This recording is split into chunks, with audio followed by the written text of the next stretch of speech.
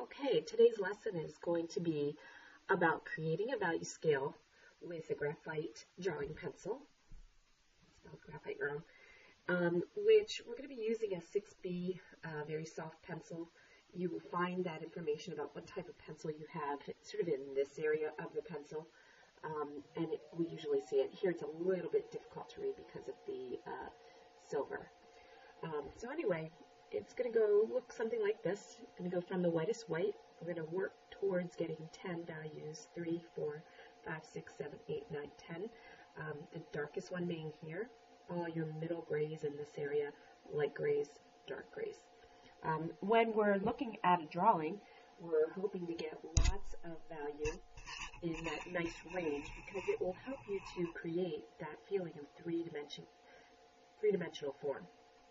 Okay, so the greater the range, the more realistic the drawing is going to be.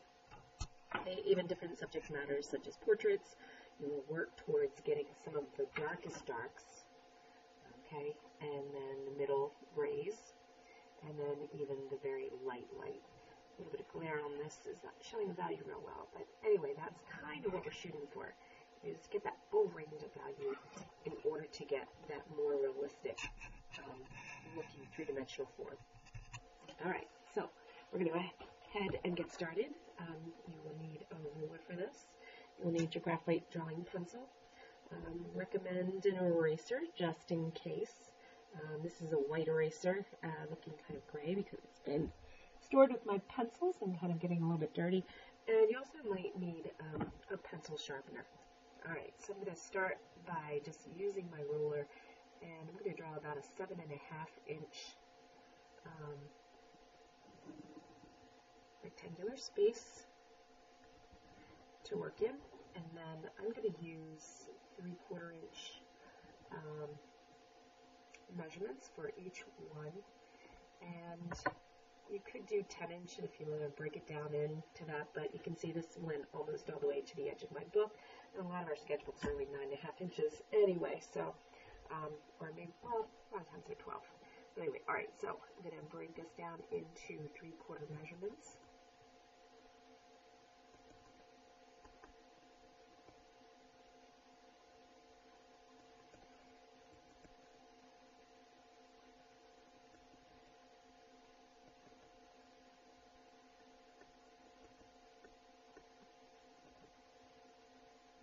There we go.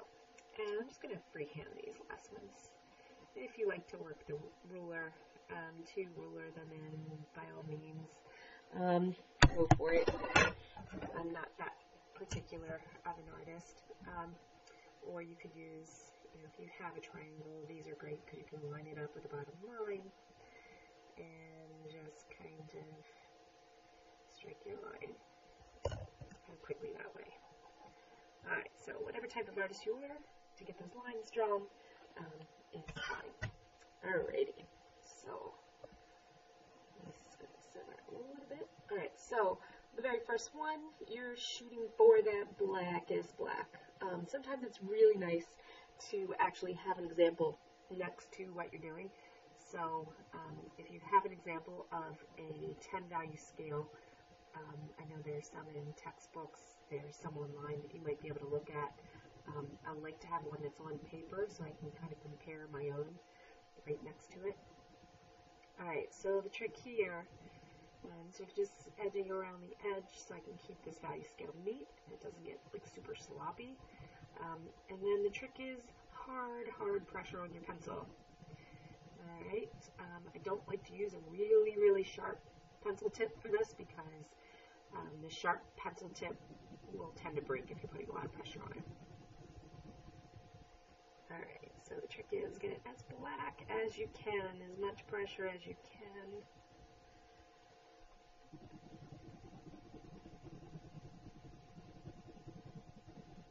Alrighty, and you will probably start seeing a little shine on your paper as you do this because you're kind of burnishing the paper by going over it and rubbing the paper so much with the pencil tip that it will probably look pretty shiny. And if you flip your paper over, you probably created some real nice pressure sort of on that other edge. Alright, so that's pretty black. Very very shiny and pretty daggone dark. Alright, next, I'm just going to go here and try to also make it pretty dark. Sorry, my computer just timed out. So hopefully I'm still recording. Yes, I am. Good. Alrighty.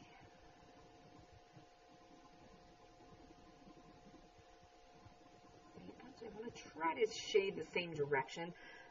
While you're doing this value scale, you can also sort of practice your craftsmanship with shading.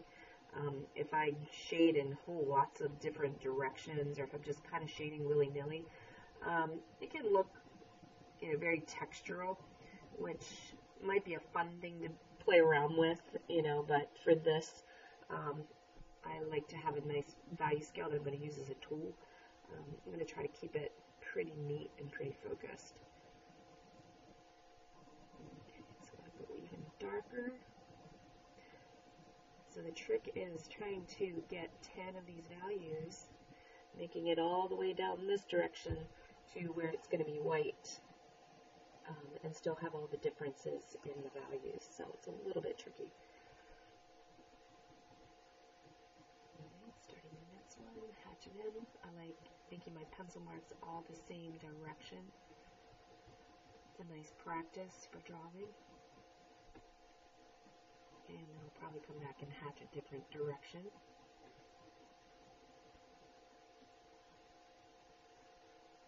Okay, definitely not dark enough. You can see compared to this one, I'm not there yet.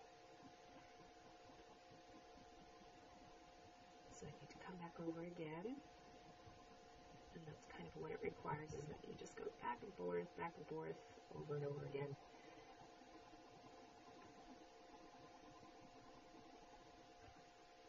Coming in a different direction again.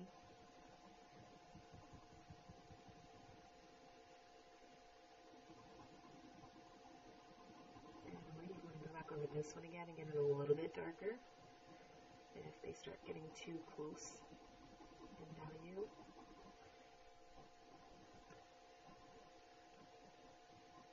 Okay, I'm still seeing some of the white of the paper here, so I really want to get it a little more solid gray.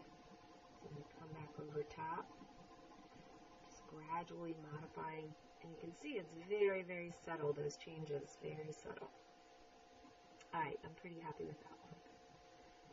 Going to the next one, and like I said, if I go around the edge of the box, it just helps me to keep this sort of neat, going around the edge of the shape.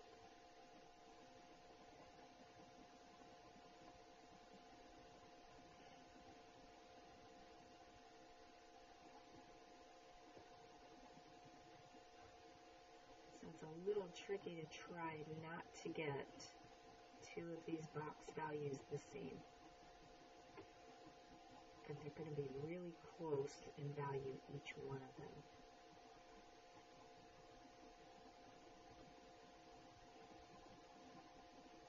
I'm going to look and compare to this last one. Looks pretty good.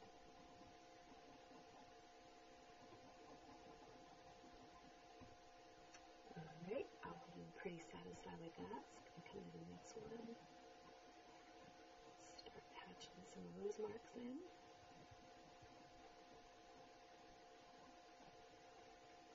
And cut back this way to make sure I've filled all of the space. Nice and neat.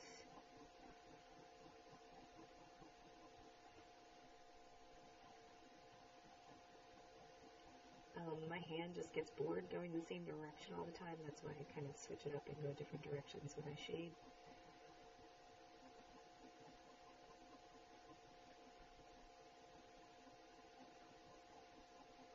Okay, I think that's a pretty good difference, and you might notice it gets a little bit easier now that I've got 5 finished. It's getting a little bit easier. And since I'm going lighter, I don't have to put as much time into the mark making because the value is lighter. It's less pressure. Less times that I have to go over each one.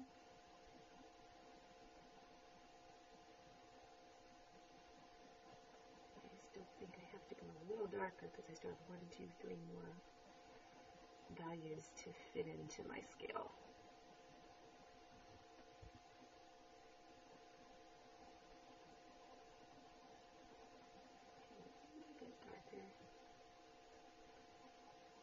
And a lot of people think this is a boring activity, and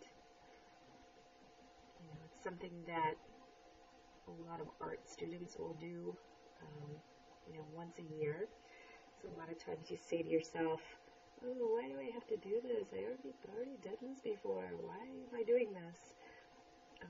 Again, it's just a really nice tool and a really nice resource.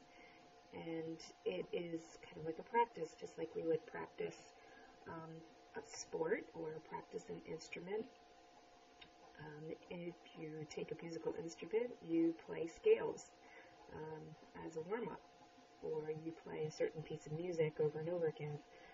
Again, it's just a form of practicing your skill, practicing your art form, so that you get better at it. Same thing if you are a pitcher. You are practicing those pitches. You might throw the same pitch over and over and over again until you get really good and sharp with throwing that one pitch, or practicing layups in basketball. Alright, so now that I've got all of them done, let's zoom out and take a look at the whole scale. And I need to figure out, alright, where do they look kind of the same?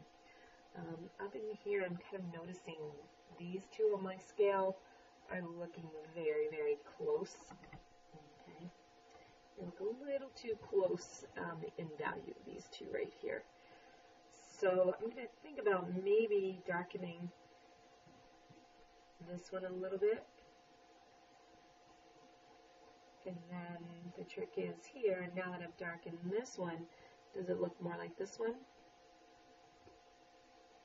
No, not so much. I'm pretty happy with this. Pretty close similarities here.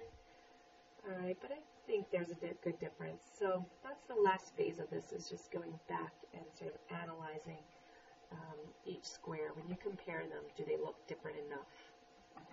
Alright, so I'm pretty happy. Yay me. I now have 10 values.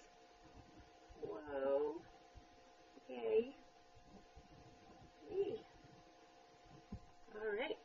So anyway, value scales, really important to creating those really nice drawings that look realistic.